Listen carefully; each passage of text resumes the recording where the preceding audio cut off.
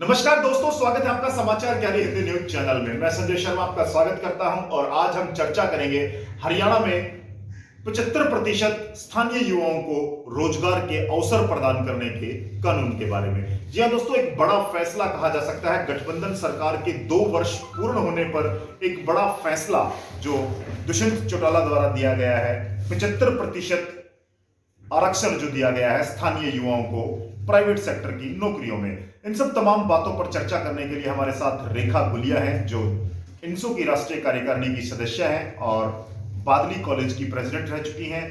उनसे बात करेंगे। रेखा, स्वागत है आपका समाचार करिए। जी धन्यवाद। 75% रोजगार स्थानीय युवाओं को एक बड़ा मुद्दा है।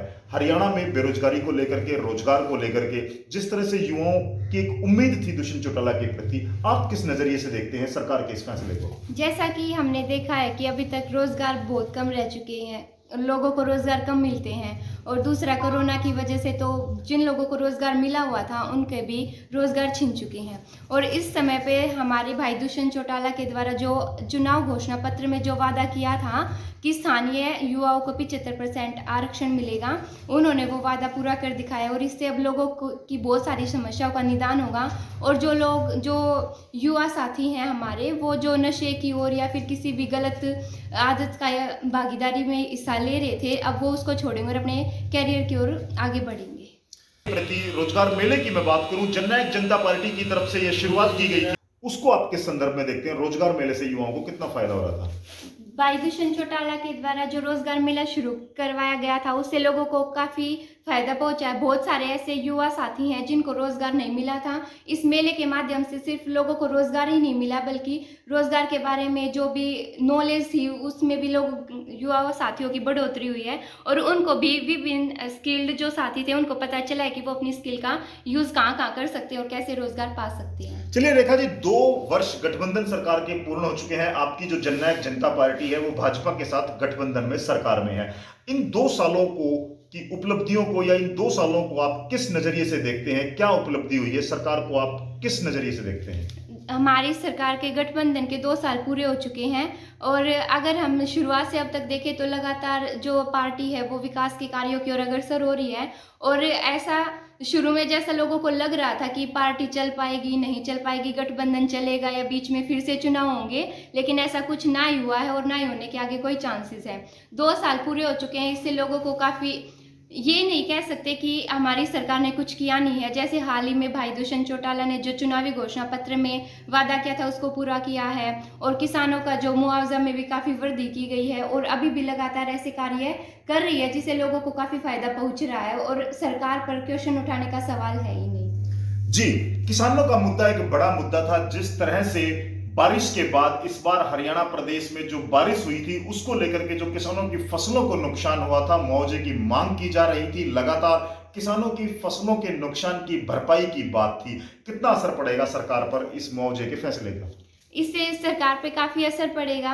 और जो किसानों का मुआवजा 12,000 से बढ़ाकर 15,000 कर दिया गया है, उससे किसानों की भी काफ़ी सहायता होगी।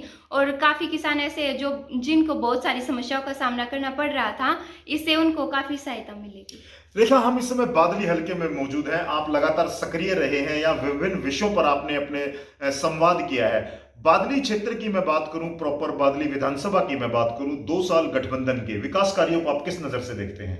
इलाके के विकास कार्यों को अगर हम देखें तो गठबंधन की सरकार रह चुकी है। और हमारे क्षेत्र में जो दुष्यंत चौटाला की जो सोच है वो लगातार ये है कि सभी वर्गों को एक साथ लेकर विकास कार्य किए जाए, और ऐसा ही हो रहा है। चुनावी घोषणा पत्र में जितने भी वादे किए गए थे उन पर धीरे धीरे काम किया जा रहा है।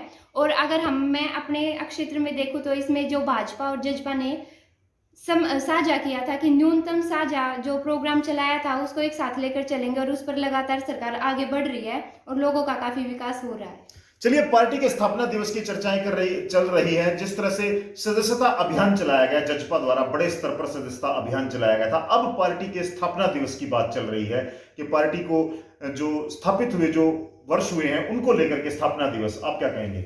जो सदस्यता प्रोग्राम चलाया गया था उसमें हमने देखा था कि लोगों ने बहुत बढ़ चढ़कर भाग लिया था।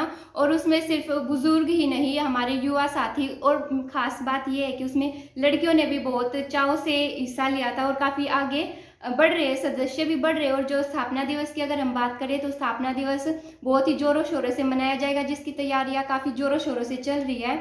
और मैं पहले ही अपनी ओर से और मेरी पूरी इंसो टीम की ओर से स्थापना दिवस की हार्दिक शुभकामनाएं देती हूँ। रेखा, आप इंसो के राष्ट्रीय कार्यकारिणी के सदस्य हैं। इंसो के कार्य को आप किस नजरिए से देखते हैं? इंसो के बारे में क्या कहेंगे? इंसो जो खुद में एक छात्रों का संगठन है, इसमें छात्र बढ़ चढ़कर भाग लेते हैं। और जो हमारे राष्ट्रीय अध्यक्ष भाई दिग्विजय चौटाला है, वो लगातार जितने भी सदस्य हैं उनसे जुड़ते हैं और उनकी समस्याओं को पूछते हैं। अगर किसी भी विद्यार्थी को कहीं भी कोई समस्या होती है तो उसके निदान के लिए वो या तो कोई सुझाव देते हैं या खुद हेल्प भेजते हैं। जैसे यूनिवर्सिटीज़ में जो एग्ज़ाम को लेकर प्रदर्शन हुए थे, या फिर किसी भी मुद्दे को लेकर स्टूडेंट्स को अगर किसी भी समस्या का सामना करना पड़ता है, तो हमारे जो टीम है, इंसो जो संगठन है, उसमें लोग काफ़ी, जो भाई दिग्विजय चौटाला है, वो काफ़ी सहायता करते हैं। और उनके साथ साथ जितने भी मेंबर इसमें हैं, वो सभी ये ही देखते हैं कि कहीं आसपास या कहीं भी किसी भी छात्र को कोई समस्या का सामना ना करना पड़े। और अगर कोई छात्र किसी भी समस्या में होता है तो वो उसका निदान करने के लिए हमेशा तैयार रहते हैं।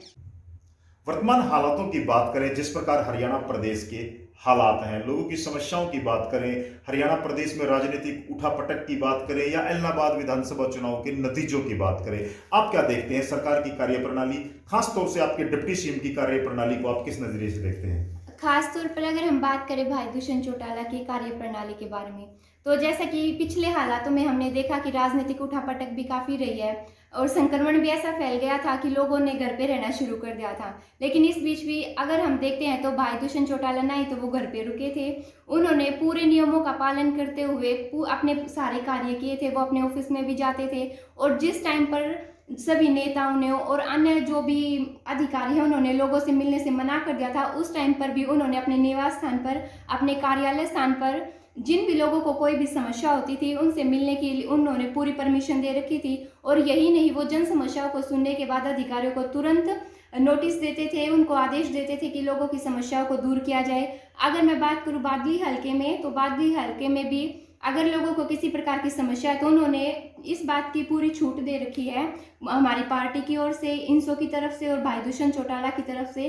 किसी को भी कोई भी समस्या है तो वो सीधे जाके उनसे मिल सकते हैं। और हम भी लगातार उनसे किसी भी कार्य का, अगर हमें लगता है कि कोई कार्य नहीं हो रहा है तो हमें भी यह छूट है कि हम भी उनसे तुरंत वहाँ जाकर उनके निवास स्थान पर या जो उनका कार्यालय स्थान है वहाँ पर जाकर उनसे मिल सकते हैं।